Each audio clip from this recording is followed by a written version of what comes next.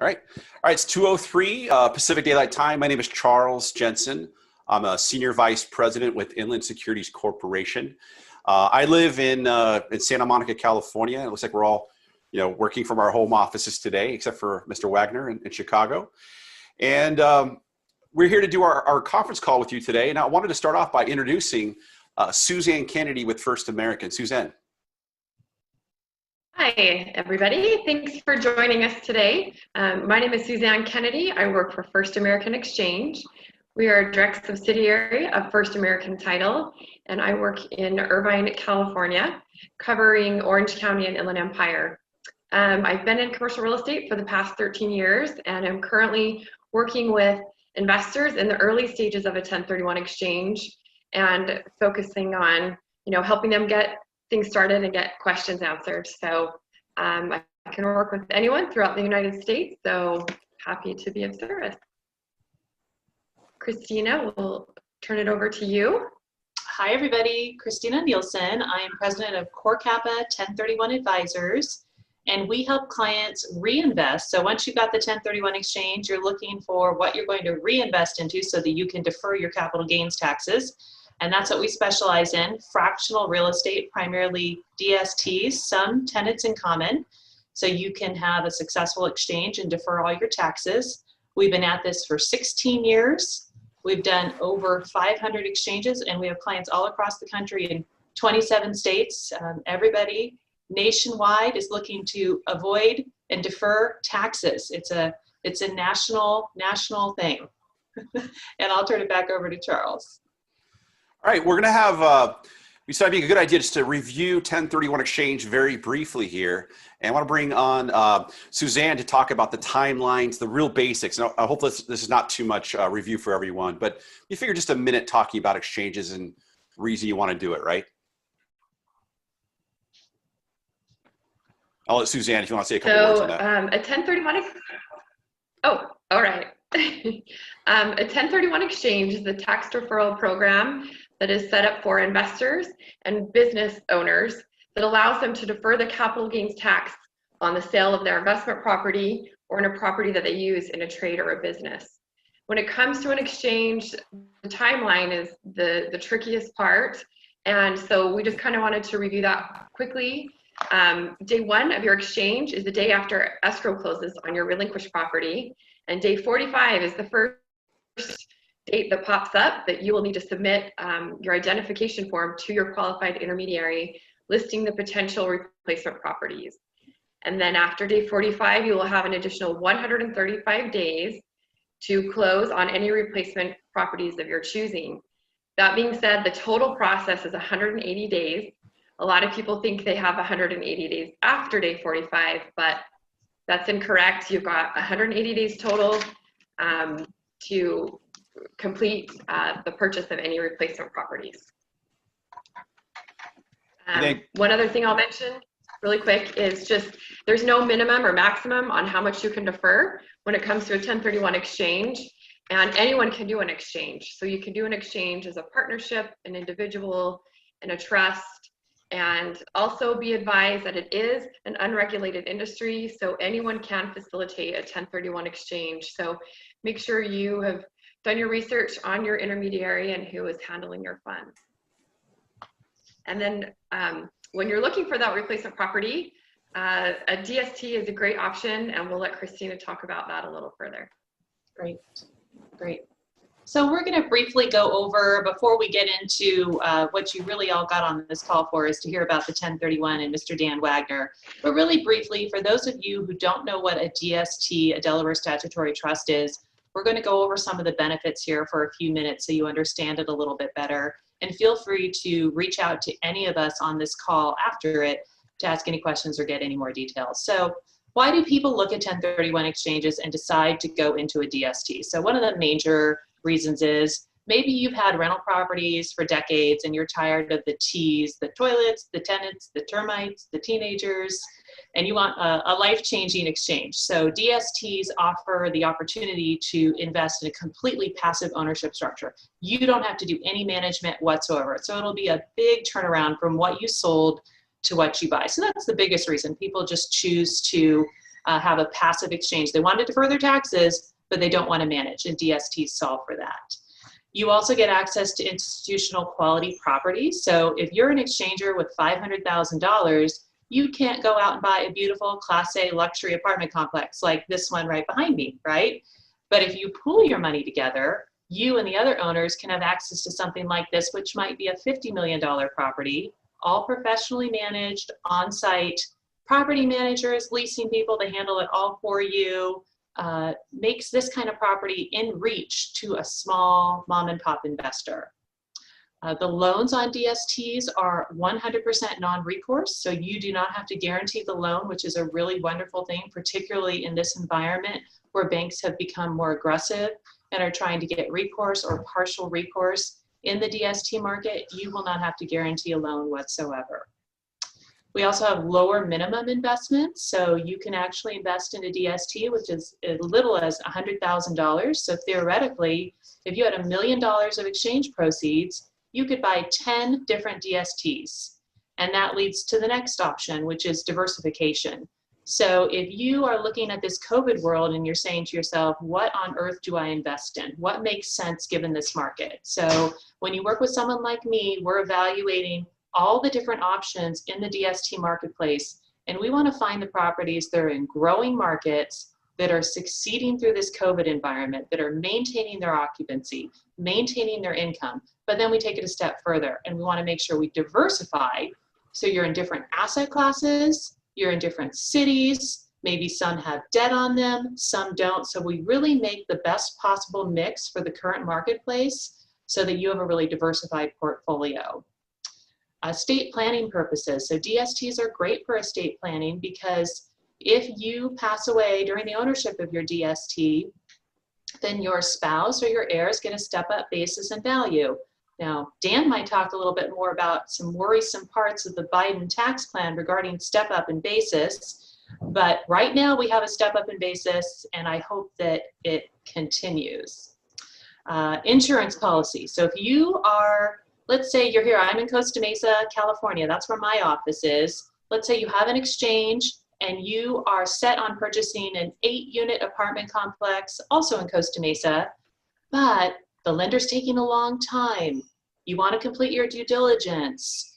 You're not able to get in touch with all the tenants. You want to do the research and it's just moving too slowly and you're getting nervous. Let's identify a DST on line 2 and another DST on line 3 of your 3-property identification. And then if for some reason your 8-plex doesn't work out, you can pivot into one or both of those DSTs and complete your exchange and defer all your taxes. So I think that's a really great idea, and more people need to use DSTs in that way. Second to last is eliminating boot. So let's say you're like me and you don't want to pay 1 penny of extra tax to the federal and the state government, not 1 extra penny, because you don't like what they do with your tax money. So let's say your 8-plex, you have a $2 million exchange, your 8-plex is only going to use 1.674 million. So you have left over a little over 300,000. So you say, Christina, what DST can I buy? And then we could look at something like this one right here. And you could invest in that one down to the penny. So completely clear out your 1031 exchange account, defer 100% of the taxes if done timely and correctly, and have a fully complete exchange. So we love doing that with the DSTs. Eliminate every penny of boot. And then lastly is the swap to drop. So let's say that you, your accountant says, oh, you might as well pay the tax now because you're eventually going to pay it. Well, let's take a step back.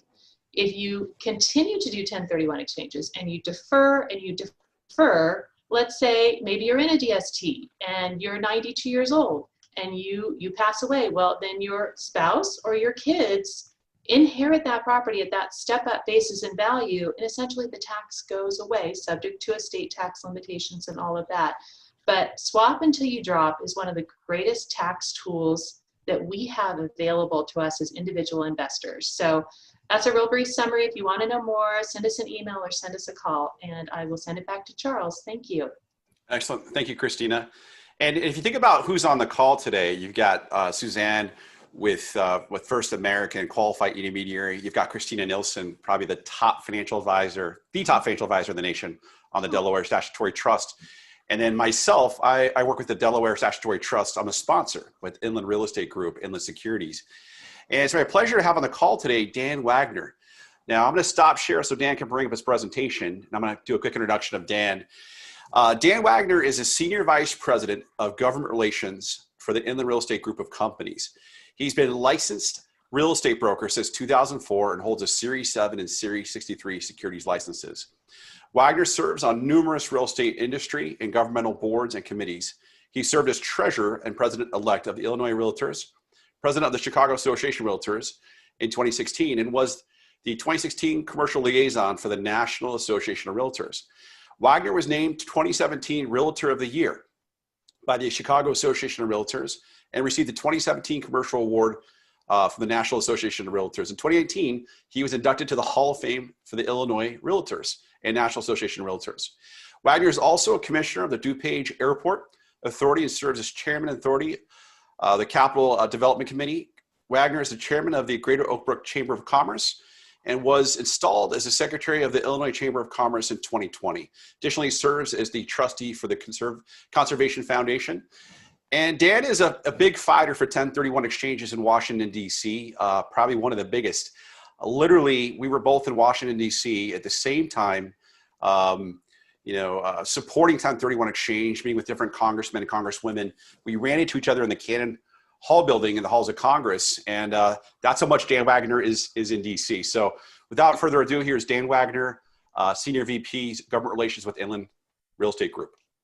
Hey, thank you, Charles, and thank you, everybody. It's good to be talking to you from Oak Brook, Illinois, the world headquarters for the Inland Real Estate Group. You have some top-level folks on this call, and I'm honored to be part of this august group of people. Christina Nielson, you are a rock star.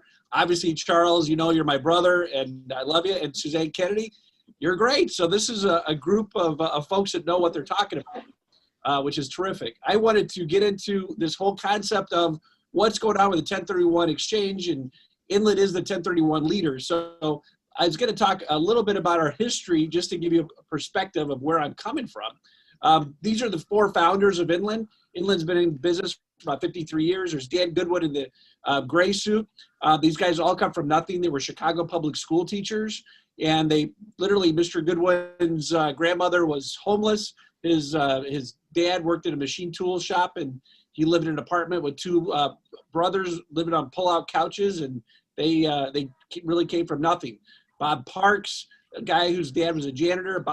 Bob's guy, our dad drove around to different gas stations selling windshield wiper blades, and Joe Cassenza's dad was a barber. So these four teachers created Inland because the summers they started getting money from other Chicago public school teachers, and they were able to grow Inland, and they left teaching. And I think as of today, we purchased close to $48 billion worth of commercial real estate in every state except Alaska.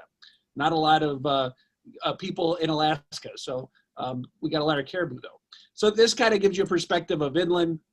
We're the owner and operator of institutional quality real estate, really big company, about 1,100 employees.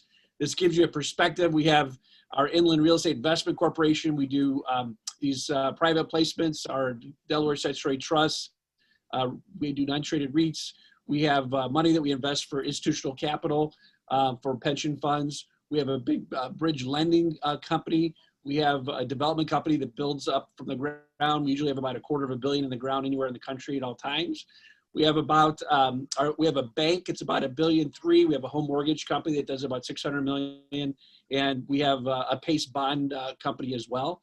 So we're a very, very big company, and we put all that to use for our investors with creating this thing called the 1031 Delaware Statutory Trust. But one of the things I was going to highlight to you, why the 1031, why is Inland, why are we so interested in the 1031? Well, this is our history. The 1031 is really part and parcel of who we are. Basically, these teachers, most ethical people you ever meet, they got up to 42,000 apartments in Chicago, and they did that through limited partnerships. In the 80s, when the tax laws changed, some of the limited partnerships were underwater. So these teachers would not allow any of their past teachers, principals, folks, family, friends to go bankrupt. So what they did is they put all their money back in the company, and they went to Walmart. They said, hey, Walmart, can we do sale leasebacks with you? And Walmart said, sure, go ahead. And so Inland became the largest landlord to Walmart. And at the same time, they went to Treasury and they said, hey, Treasury, can we 1031 exchange these people that are in underwater investments and 1031 them into fractional share interests of these Walmarts? They're like, well, nobody's really done that before, but okay, you want to go do it? Sure. Well, and that kind of, it's a wonderful life story, you know, helping people be ethical. That zoomed Inland to the big leagues, and that's where we got, you know, really our growth came from, which is pretty cool for what it highlights about ethics. But one of the things that this did, the 1031 exchange, obviously, the teachers, Mr. Goodwin saw this as a great opportunity. He's like, boy, this is a really great way for people to invest. And so they started doing it through TICs, tenant in common. And then they recognized that this is probably not the best way to do it. And so they created, the Inland created the Delaware Statutory Trust 1031 like-kind exchange. So Inland, we were the founders of it. And we're very proud of that. The thing why I exist, why my position exists, because it's really unusual in a company like ours. The teachers recognized that they didn't want to be surprised again by tax law changes, because obviously that was a major deal for their investors. So they wanted to know, kind of have a canary in the coal mine, so to speak, and that's kind of me. I'm the guy who is there to evaluate and assess what's going on. Well, and we're inland, so we, you know, while we're a big company, there's still, it's a big country with lots of issues. So Dan Goodwin, who's our chairman, is really smart, and he identified the best way that we can do this process of kind of evaluating what's going on in Washington, in the states, at the local level, is by being involved in associations. So Inland is super involved with all these different organizations. And when people ask me, well, Dan, exactly what do you do? I tell everybody I'm kind of the Tom Sawyer of Inland. I get all of our associations to paint the fence for us at the local, state, national level. So like locally, I'm the chairman of the Oak Brook Chamber of Commerce. Our goal is to always keep taxes low. And we have Brookfield owns one of the biggest malls here, and that provides all of the money to need for the village to run. So there's no property tax in Oak Brook for city services, which is terrific. So again, the state, we try to work to make sure the state's a good place to be. Illinois, we might not have done the best of jobs because we've had 2 governors in jail at once before. So Illinois is a weird place. But really the national levels, and that's what you're interested in, and that's what I'm here to talk about, is what's going on at the national level and why are we involved in all these organizations. So, so the 1031 like-kind exchange has been a part of our tax code since 1921. And that's a really big deal. And so we recognize the fact that if we're going to effectuate, you know, change and support of this, we want to continue to keep this running strong, we have to work with some really top-notch organizations. So Inland's involved with the National Association of Realtors. You might say, well, that's a residential organization. Well, it's one of the most powerful organizations in Washington. It has 1,400,000 members. And we were able to really get the National Association of Realtors. We work with them all the time. And they were able to get over 10,000 realtors walking Capitol Hill the last time and for the 2017 tax reform. That's when they were looking at getting rid of the 1031 as well. And we're with a whole group of folks, we're able to save it. But we, again, had over 10,000 realtors walking Capitol Hill. Now, the 1031 went away for personal property. Because they have 100% expensing for personal property. But the National Association of Realtors are super powerful. The other big powerhouse in Washington is the U.S. Chamber of Commerce. And the U.S. Chamber has been phenomenal to work with and be partners. And so they're kind of between the U.S. Chamber and the National Association of Realtors, those are kind of like the 800-pound gorillas that we have on our side, which we're very grateful. And then the other organizations I'll highlight, we have the National Association of Real Estate Investment Trusts. They're super involved with protecting the 1031 as well. The International Council of Shopping Centers, ICSC, 1031 is obviously important for shopping centers to be able to reposition. The Institute for Portfolio Alternatives, and Inland, the IPA, the folks that are familiar with that organization, Inland was one of the, at the first meeting of the IPA 35 years ago. And then ADISA, Inland actually created. It was first the Tenant and Common Association, and it turned to ADISA. And then the group that I call the Jedi Council of the 1031 Exchange, every qualified intermediary loves being a part of the Federation of Exchange Accommodators. So this is all the qualified intermediaries. And they know everything there is to know about the 1031 exchange. And I kind of highlight that really all the other organizations, if you look at what they call an egg and bacon breakfast, all the other organizations are kind of like the chicken, where they're concerned about the 1031, but the FEA is kind of like the pig, where they're really dedicated for it, because they're the bacon. They want to make sure the sucker stays around. It's important for people to understand why these organizations are all working together to save the 1031, and that's because we all came together, and Inland helped pay for these studies, but there's a variety of other organizations that did as well, and all these organizations did. But during the last tax reform, the Ernst & Young, they did a macroeconomic study, and then Ling and Petrova are professors that did a microeconomic study of the 1031. And it's super important. They were able to quantify how the 1031 impacts our economy and our world. And the other group that's not on here that we're part of is the Real Estate Roundtable. It's kind of like the Knights of the Round Table. They have all the different groups that are interested in the 1031. And so a couple of different things that we are able to highlight to people is to be able to say that the 1031 has been in the tax code for, like I said, 100 years, and it's very important to us all. But before I go into that, I wanted to highlight, so what's going on now with the 1031? Why are we concerned about it possibly going away? So politics is everything, and one of the things that's happened is that in February, the Biden campaign sent to the Brookings Institute their version of what they believe tax reform should be if they were to be, if Biden were to become president. And so that report was pre-COVID. So they put together this idea, and I'll go over some of these things that they want to do. So the Biden campaign said that they want to eliminate the 1031 like-kind exchange. They want to eliminate the stepped up in basis of assets and tax unrealized capital gains at death. They want to increase the capital gains tax to 39.6%. And again, President Trump doesn't want to do any of that stuff. Actually, he wants to reduce capital gains taxes to 15%. So there's a big stark difference in this election.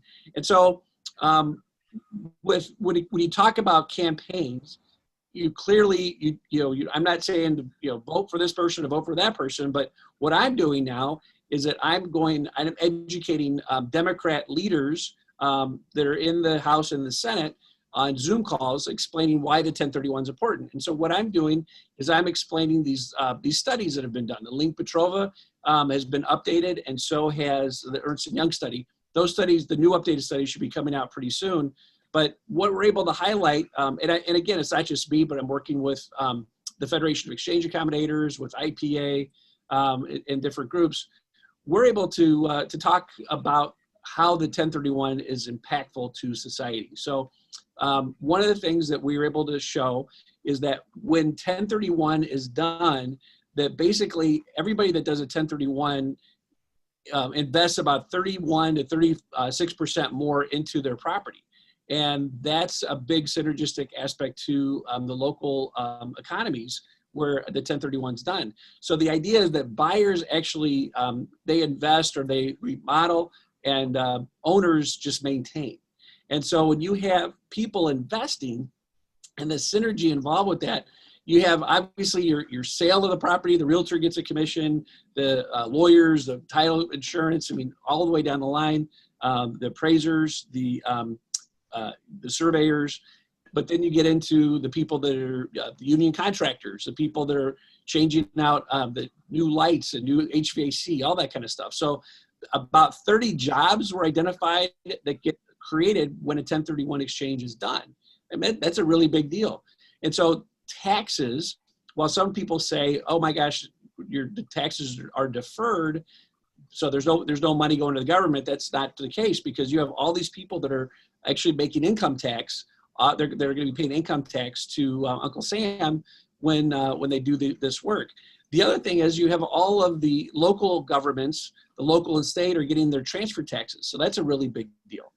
The other thing that was identified is that if you got rid of the 1031, you would not have people selling. It would basically put a lock on properties because people are not going to want to sell if they have to pay the tax. So locking down the GDP is what would end up happening. You would stifle the growth of the economy. And if this was clearly pre-COVID, you don't want to get rid of the 1031 because obviously our economy has been clicking along with backfiring because of the COVID. But if you got rid of the 1031, it would absolutely seize up the engine. And that can't happen. We want to make sure to wake everybody up about that. And this proposal, like I highlighted when it was sent to the Brookings Institute, was before COVID. So clearly we want to wake everybody up about it.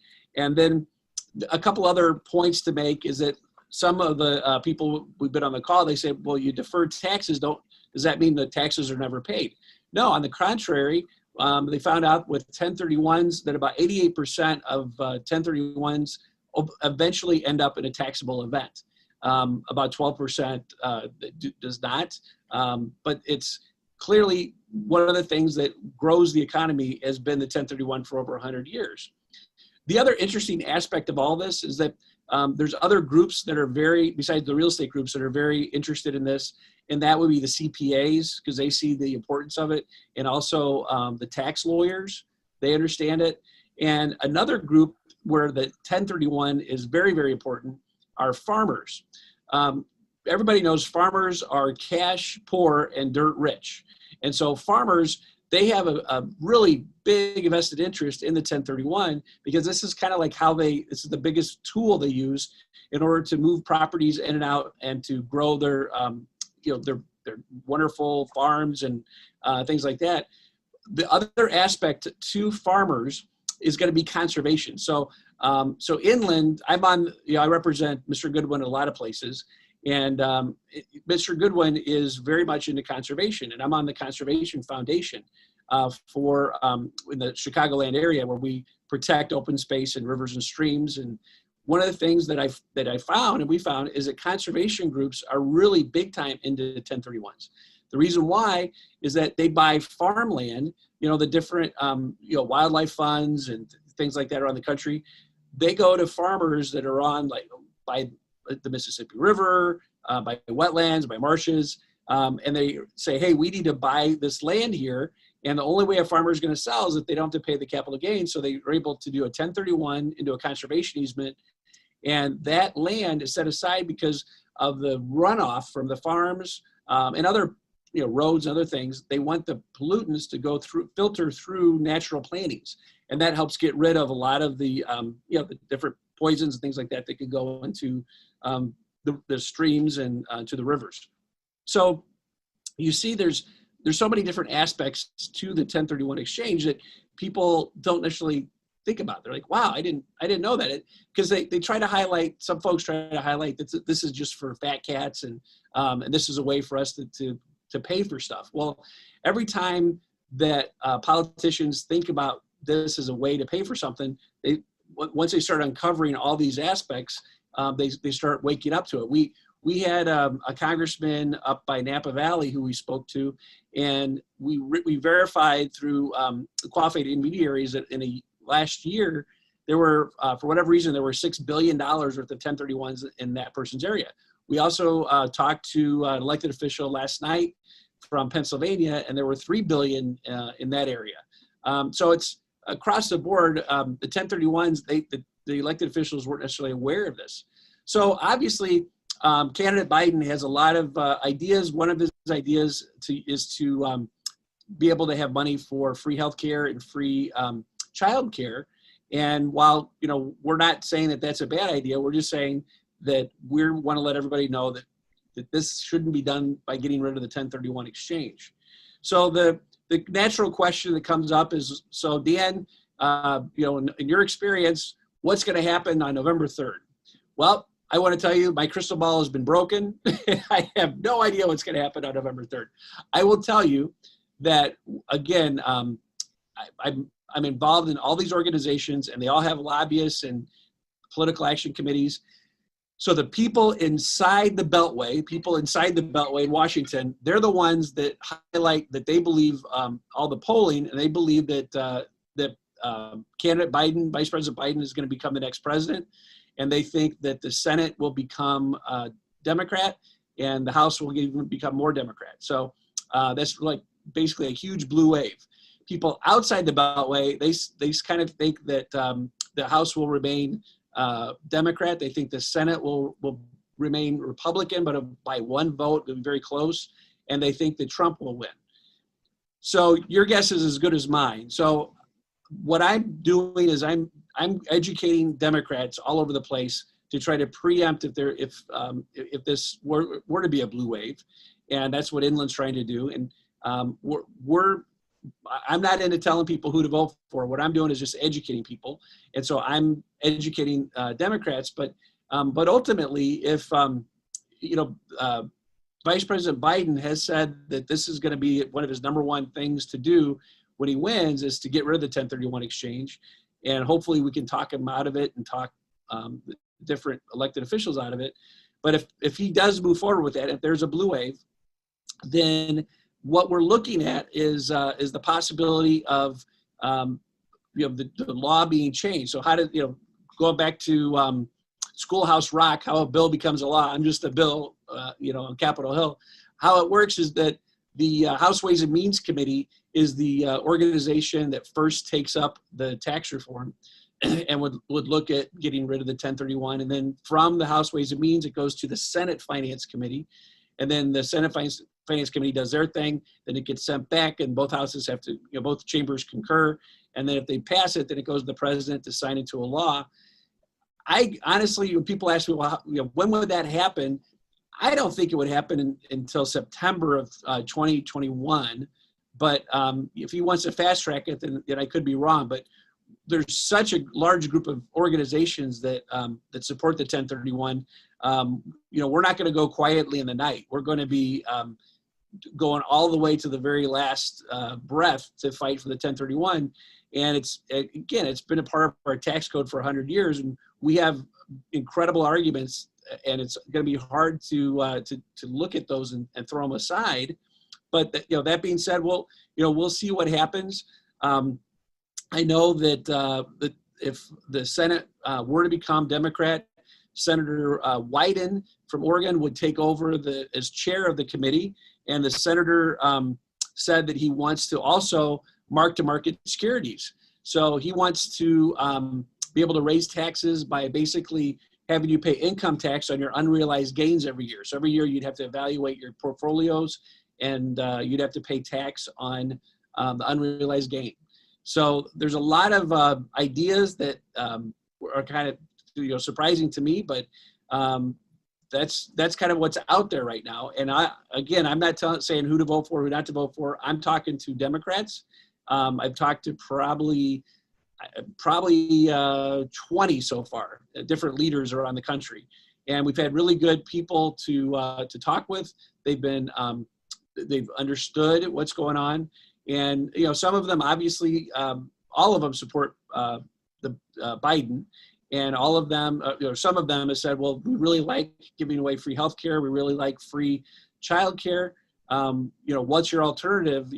So if we don't get rid of the 1031, what should we get rid of? Well, I'm not going to, cut off my arm to spite my face. I'm just saying, hey, if you want the economy to do well under your leadership, you need to keep the 1031, and that's been true, as long as we've had this for 100 years. So those are some of the kind of the key things. But one of the other aspects of COVID to understand is the repositioning of properties. So when you have blight in an area, or you have the issue of the Amazon is just, everybody's buying stuff from Amazon. There's a lot of empty storefronts.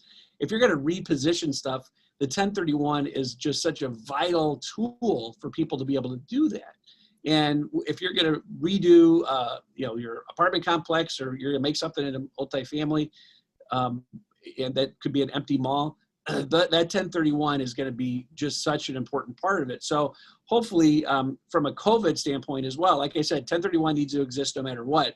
But from a COVID standpoint, when they talk about doing stimulus packages that are trillions, well, this whole idea of doing the 1031, it's only like $50 billion over 10 years or something like that. So but they're looking at stuff to pay for things, but it really would do bad things to our economy. So those are some of the aspects of what we're doing at Inland. And again, we're not going to stop until this matter is put away.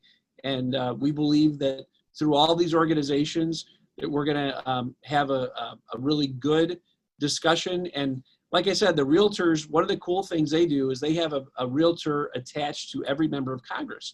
So it's one of the few very bipartisan organizations where you have very liberal, very conservative folks, and they all agree on private property rights. And so in the local districts, the realtors really matter to these elected officials, especially for votes. And they also do a lot with campaign donations. Like this is my PAC pin for the National Association of Realtors. This means I've donated over $25,000 to the realtors. And there's realtors all over the country that donate that. This is for the Political Action Committee. So the kind of money they're able to put into different races is a really big deal. And U.S. Chamber and all these organizations, it's a really big deal of what they do. And the idea that we're not going to do everything we can to protect it is crazy. So, and we're going to be doing that. So I know I've talked maybe a little bit longer than I'm supposed to, Charles, but those are some of the top key things that I wanted to highlight to you guys, and try to be as quick as I could. But I got to tell you, it is so much fun working for these 4 teachers. Dan Goodwin is one of the most frugal people you ever meet in your life. He's become my second dad. I have triplets plus 1, and he's helped me take care of them. I have a son with autism too, so he's been very, very generous in the different therapies we've done. But they're just salt of the earth people. I know Mr. Goodwin, he drives a Lexus. It's 20 plus years old. it's the truth. And I go fishing with him every year to Minnesota, and we have a good time. But we stay at just regular old places and nothing fancy, but it's all good stuff. So our world of Inland is pretty much, we're open book. We're pretty transparent. This is who we are. And I'm honored to be on this call with you today. And you got some of the best people in the business on this call who know how to do this stuff. So I'm sure Christina and Charles, SuZanne, you guys all have experienced how the 1031 helps people. One of the things I'll challenge everybody on this call, because some people really believe in the 1031 too. And they say, hey, Dan, what can I do to help save the 1031? Well, if we were in a room right now, I'd say, how many people, raise your hand if you know your congressman. And there's usually not a lot of hands that go up. So what I challenge you to do is to find out who your congressman is and your U.S. senators are. And you have to contact their offices and let them know. If you think the 1031 is a good thing, let them know that.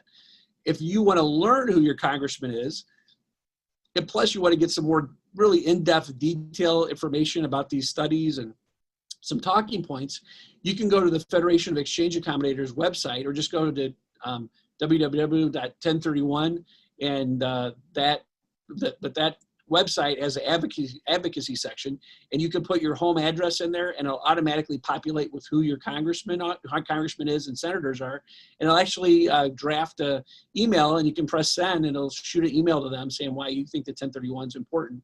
But if you go to that website, the Federation of Exchange Accommodators, you can see their logo. That's what I suggest you can do. But having a personal relationship, I mean, Charles knows a lot of elected officials. And like I said, he said earlier, he was walking Capitol Hill and knocking on doors, and we'll be doing the same thing. COVID makes it a little different. Obviously, we're doing a lot of Zoom stuff, but talking to elected officials is huge, and that personal experience is a big deal. I'll tell you a story. When we were talking about the 1031 last last tax reform, I found out that the average age of a Hill person is about 22 years old. and they churn through those positions pretty quickly. So a lot of folks are pretty young. They don't know about real estate, or if they know about real estate, they know that their parents lost their home in the last recession. And so real estate is not considered a big positive.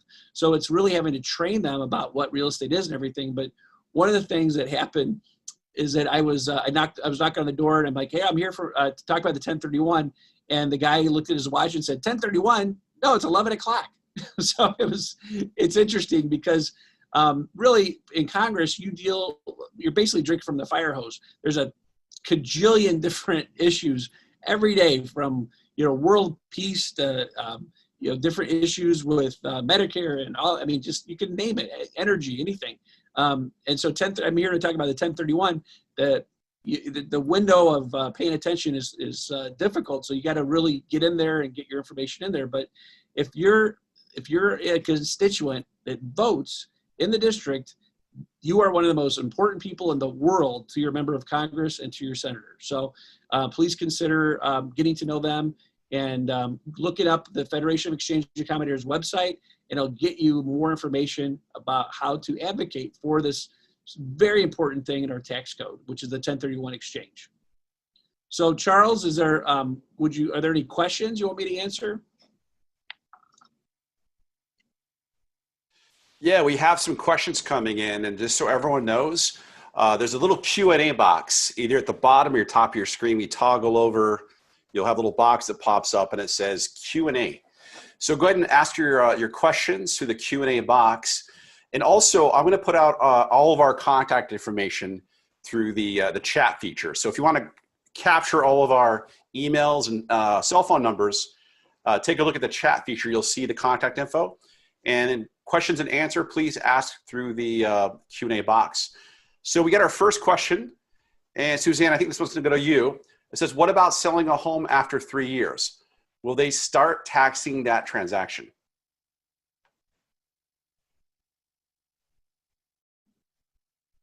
I believe you're taxed immediately when you sell, instead of doing a 1031 exchange. So you would be taxed for the year of the sale of the home, and taxes would be due at that time. Do you want to talk about the 2-year limit, holding it for 2 years? Maybe they're asking that too. I'm not sure.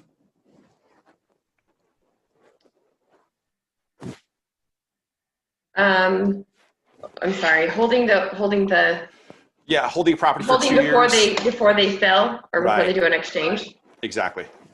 So there's really no written time that you're supposed to hold a property before you do an exchange or sell the property. However, the IRS does like to see you hold a property for 2 years before exchanging into another property. However, there are always extenuating circumstances.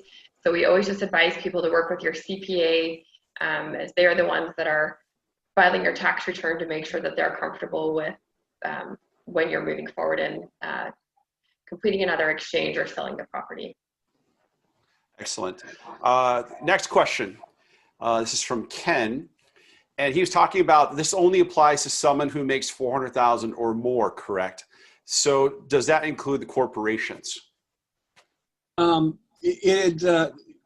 regards to the $400,000, that's correct. But corporations, I'll tell you what the plan is. For pass-through, so they're going to, Biden wants to repeal the 20% deduction for pass-through business income, and Trump wants to extend it 20% deduction. He wants to keep that till 2025. For corporate tax, Biden wants to increase the corporate income tax rate to from 21 to 28%, and Trump wants to keep it the same.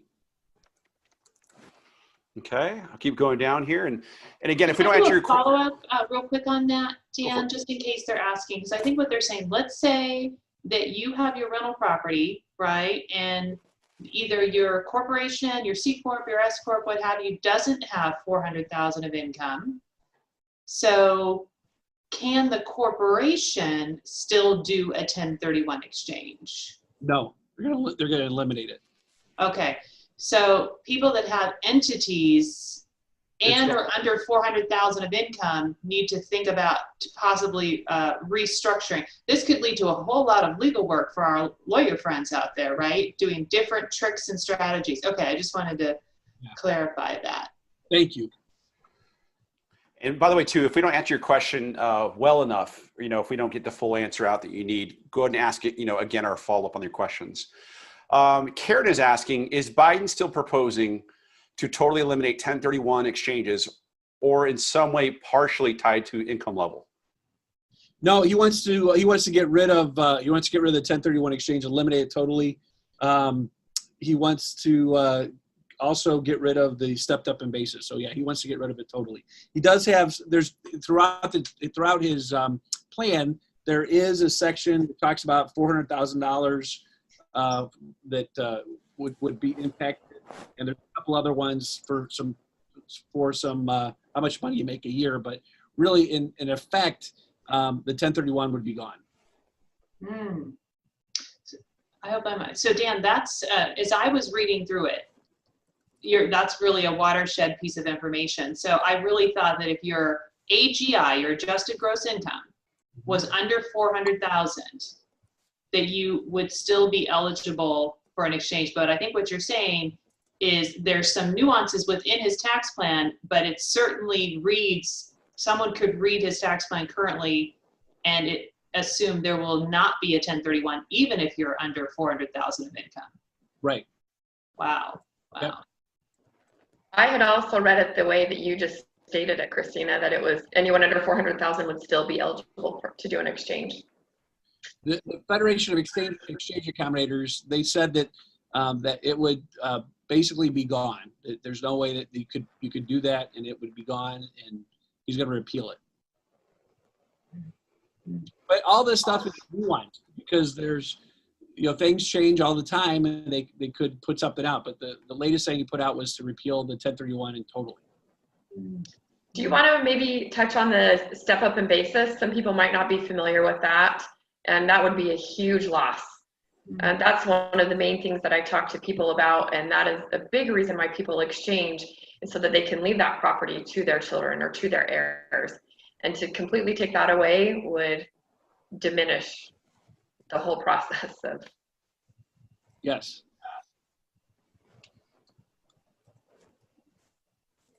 So a step up in basis, do you want me to just kind of explain what that is in case people out there don't know? So basically, a lot of people do a 1031 exchange, and they continue to exchange until they pass away because they know they're going to leave the property to their heirs. And what happens is, even if this investor has exchanged over the last 20 years and has been able to defer taxes over this many years, when they leave this property to their heir, the heir will receive the property at market value on the day of their death. And any previous capital gains that has been deferred is forgotten.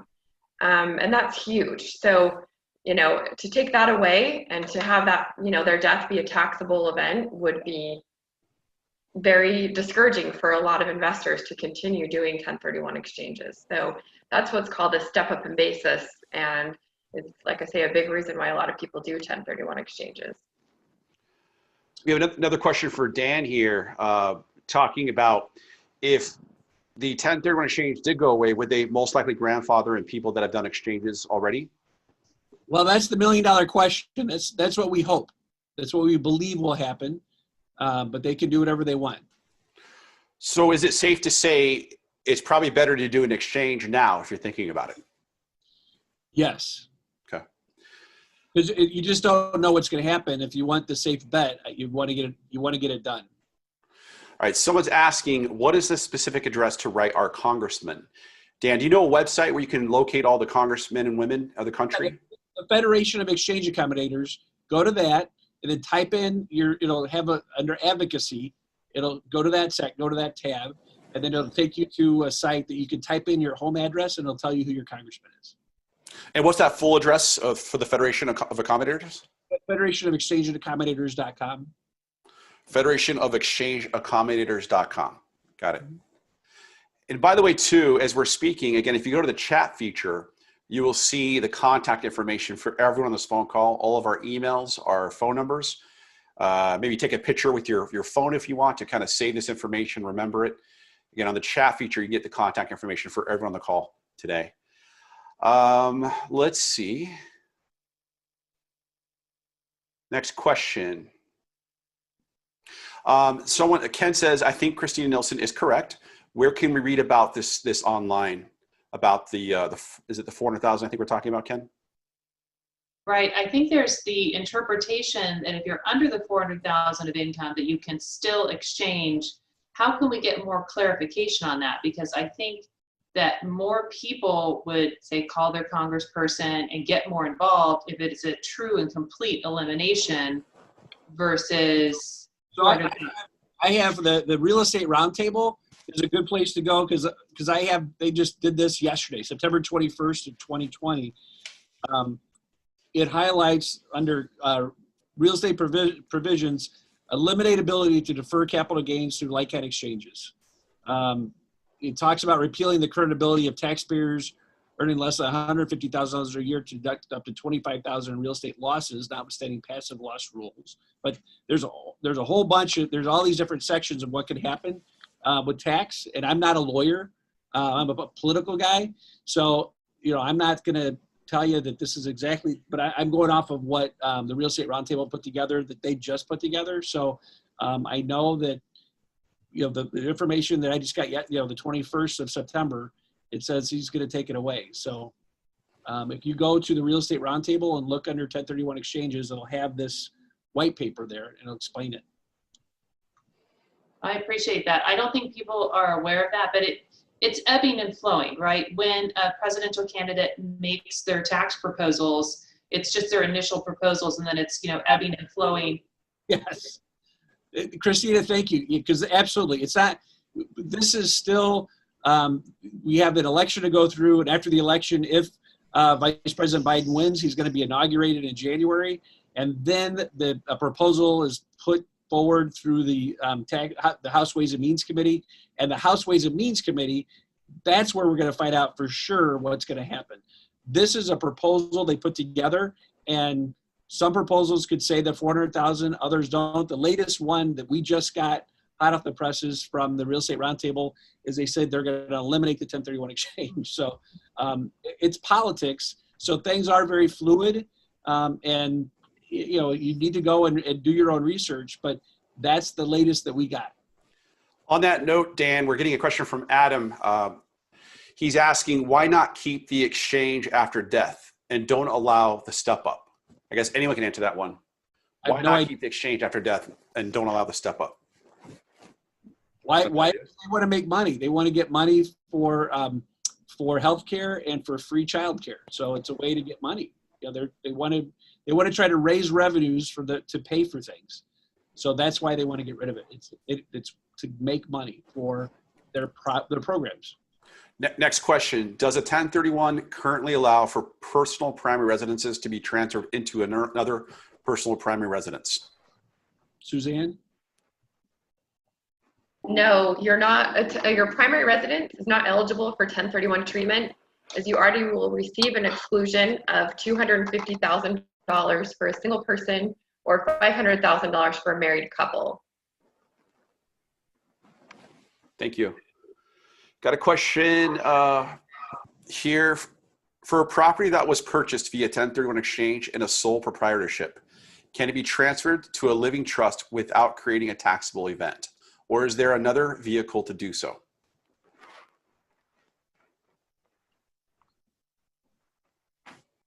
Christine, you want to do that one? Sure. Essentially, so it depends if we're dealing with the 400,000 income rule or not, right? But technically, clients all the time, as they're getting older, their tax and legal advisors are saying, hey, put your residence that might be in your personal names, put it into your trust so it doesn't have to go through probate. Or if it was purchased through a 1031 as an individual, 1 to 2 years after the purchase, you could probably put it into a trust. You might even be able to put it in a trust right away if it has the same tax ID number. Check with your tax advisor.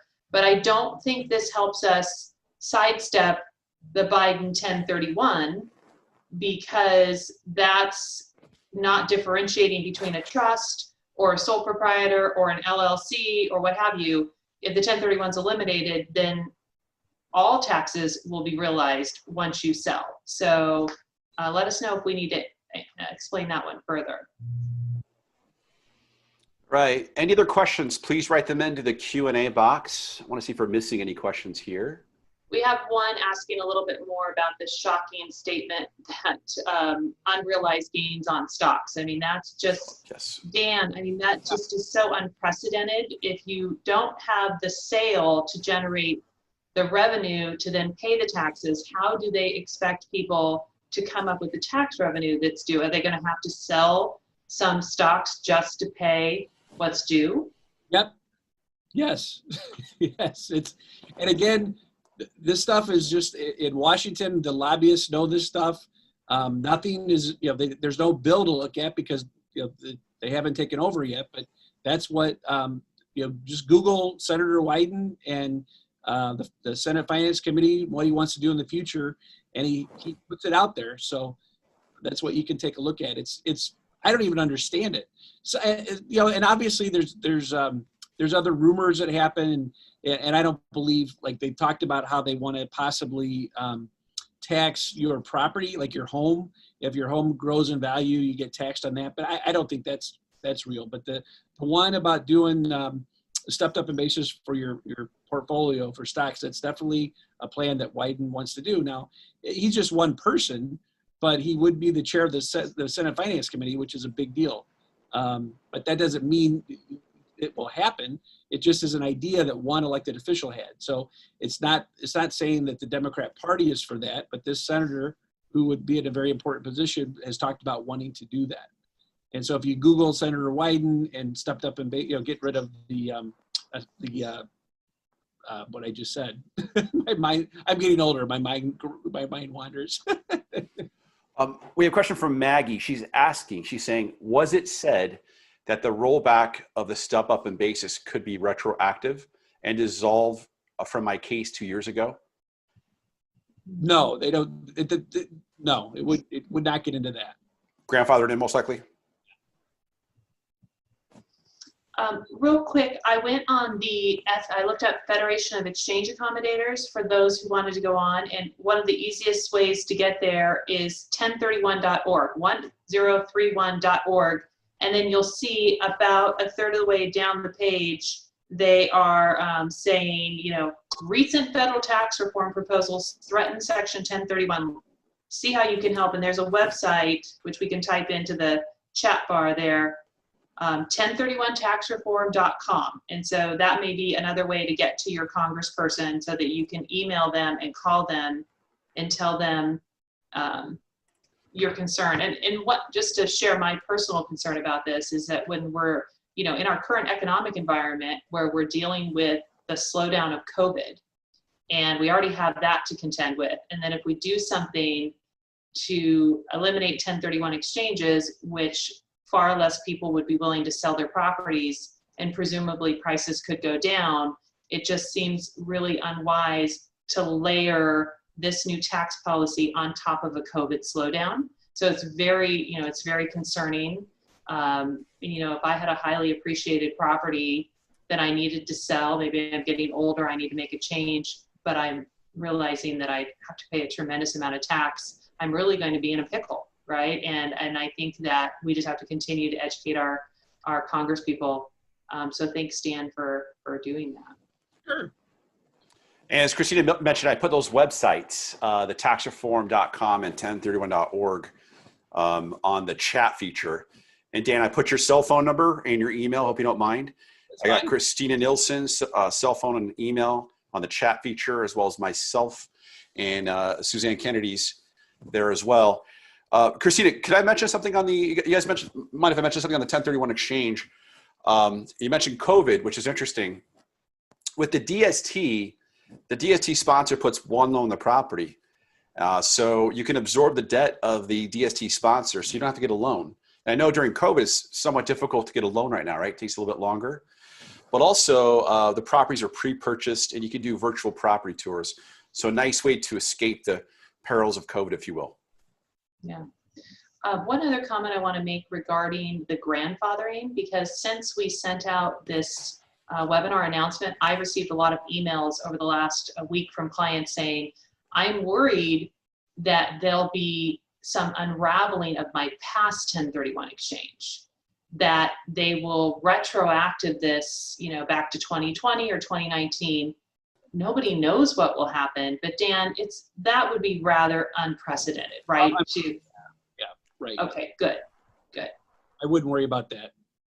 I mean, It's 2021.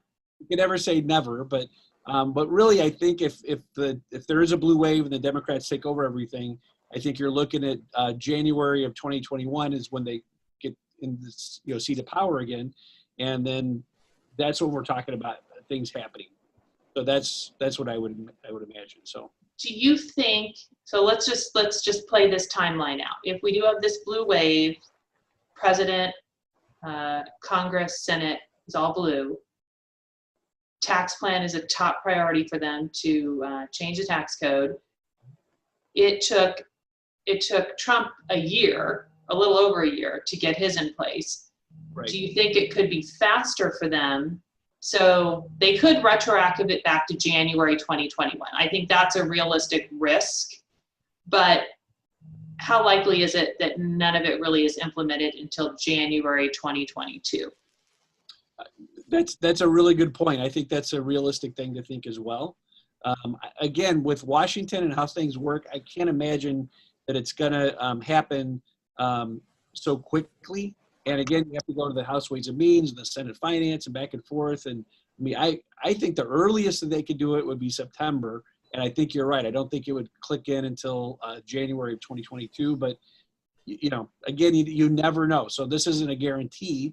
But I mean, you know, Vice President Biden, you can Google him and there's stories he says this is his first priority. You know, who knows? It's just politics. So politics can change on a dime. You know, somebody did ask me in another call, they said, why is this happening? Why do you think he's doing it? I'm like, well, you know, it could all just be politics, and, you know, Trump is into commercial real estate and this is something for commercial real estate. So maybe it's a thing for Trump. And then after he gets in, he's going to moderate and go to the center and not do this.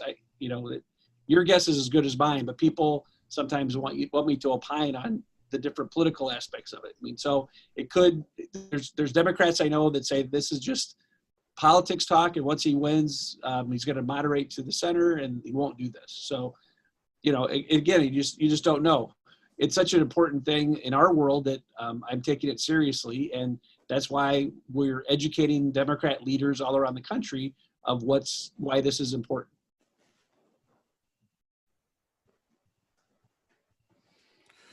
Well, awesome. Thank you so much, Dan. I'll hand over to Christina Nielson to wrap things up here. Sure. Well, I thank everybody so much for taking an hour out of your day to get on this call and learn about this. And if you're concerned about this, I suggest that you reach out to your congressperson with a phone call, with an email, tell your friends. I know it's a very divisive political time. I understand that. It's a challenge to pick a candidate that's going to fit all of our requirements and desires. It's really a challenging time. But economically, I think what we've talked about on this call, there are three pretty big factors, you know, 1031, paying tax on capital gains that you haven't received, and losing the step up in basis. Those are three really big concerns in the potential Biden tax plan. And so hopefully if somehow he does get elected, that there's some wisdom and prudence that happens in Washington and those three things don't happen. So I'd like to thank our three other panelists. This has been awesome. So thank you so much, Charles Jensen of Inland, and then Dan Wagner, our political guru. Thank you so much. And then SuZanne Kennedy of First American Exchange. You have our contact information. Reach out to us. Let us know if we can help you in any way. Be well and economically prosper. Thank you.